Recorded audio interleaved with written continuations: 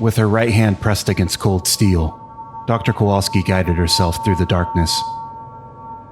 Her steps forward were apprehensive shuffles. She had a sleeping mask over her eyes, but she found herself wishing she had brought a gas mask as well.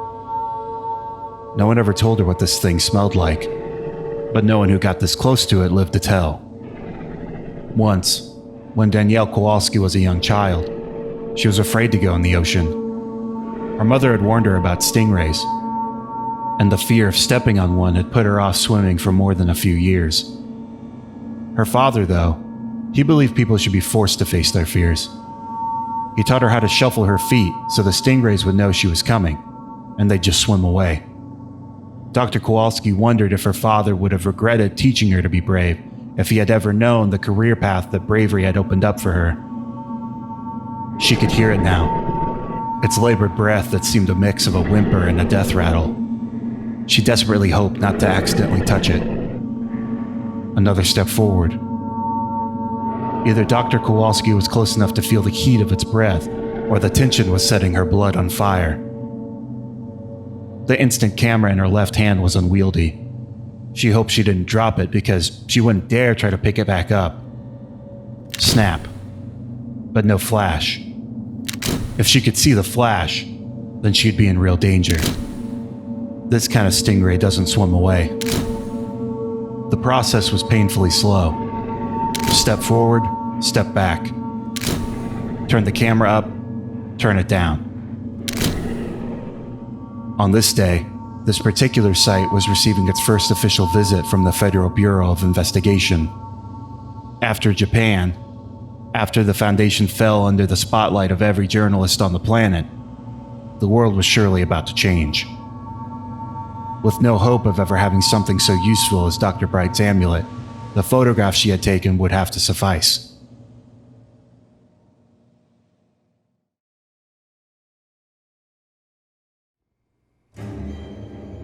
You've wasted an hour of my time already, Dr. Kowalski.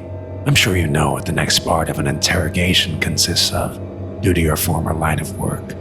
So I would think it to be in your best interest if you would stop feigning ignorance and tell me where the SCP-610 specimens are stored. You were the senior researcher on that project, you know. The uninvited man who spoke these words inside Dr. Kowalski's apartment had burnt through 3 cigarettes since the interrogation had begun. Yes, her life was in danger, but she couldn't help feel most upset about the fact that the smell of his smoke was going to sink right into her furniture and carpet. Her eyes had been turned downward through most of this. It wasn't that she couldn't look a man in his eyes and lie. She was quite effective at doing that well. She just didn't think he was worthy of it. This man, who introduced himself as Agent O'Brien, liked to smile.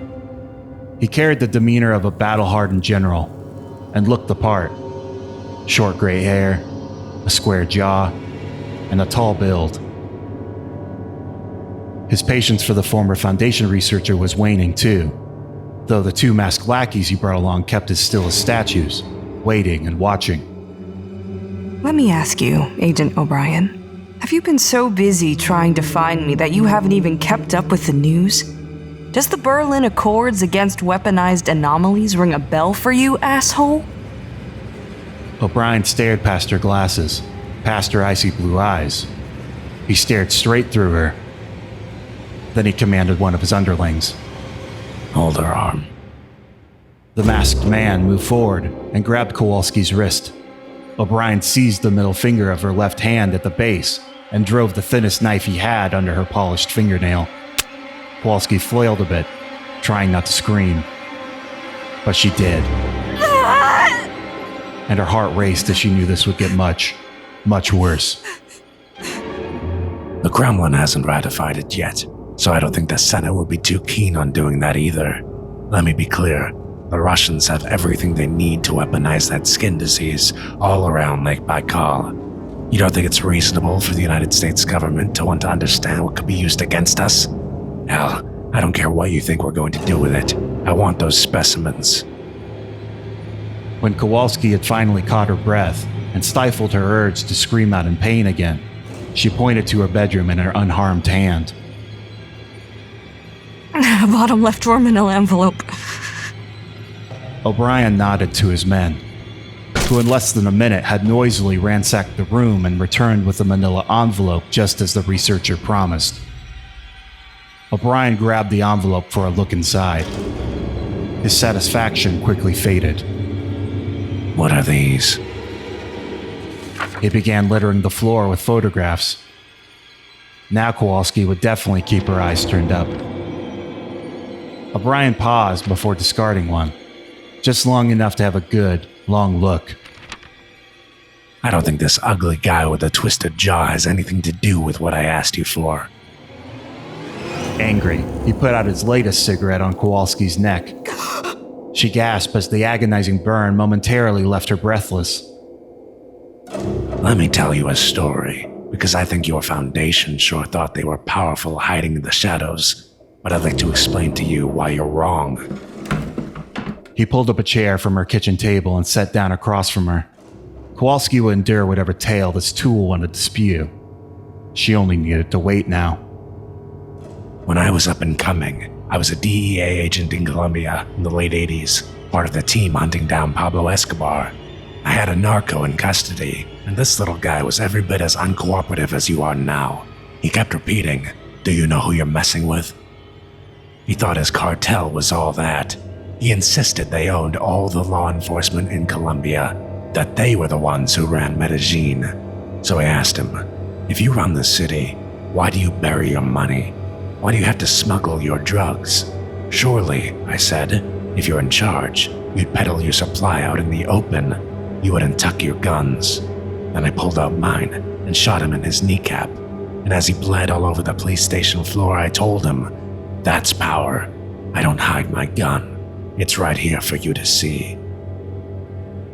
Doctor, your Foundation hid in the shadows, but let me make it abundantly clear for you. The power was always ours. Your anomalies belong to us. Your research belongs to us. Your life belongs to us. So one more time, I'm going to ask you what you did with the 6/10 specimens, because the next finger of yours I take my knife to is coming off. Sir, I think there's something outside. The sound of a small stampede could be heard approaching. Dr. Kowalski smiled and looked her captor in the eye. You want to see real power, O'Brien? What in the name of...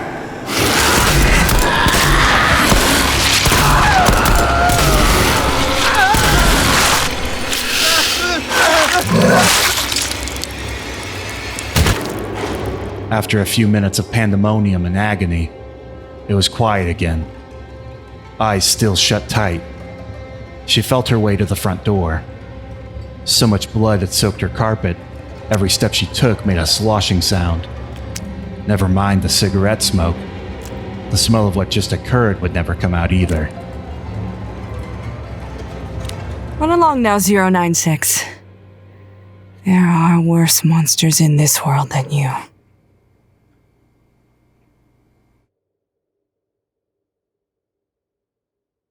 Hey everyone. We at SCP Animated just wanted to say thank you again for watching our videos every week.